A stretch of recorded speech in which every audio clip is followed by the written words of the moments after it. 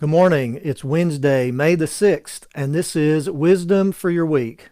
We have several of these and these in our buildings here.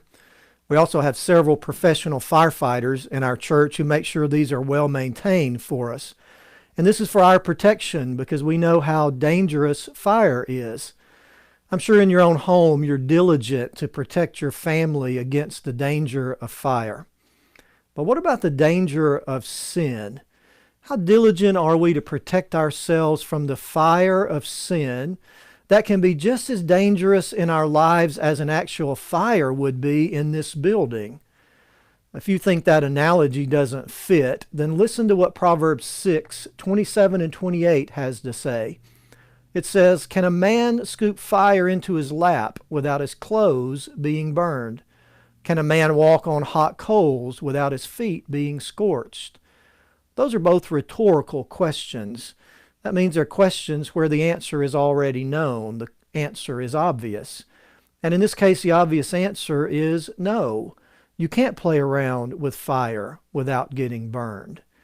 Now, the writer of Proverbs is not talking about actual fire there.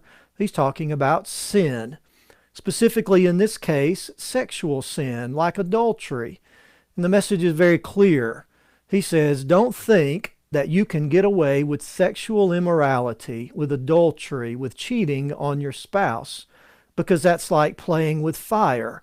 Eventually, you'll get burned.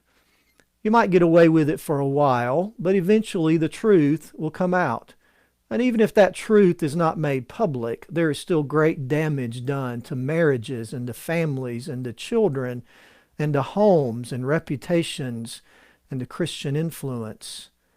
Now, the truth of this proverb and what I'm saying this morning sound very old-fashioned and even puritanical to a lot of people in our culture.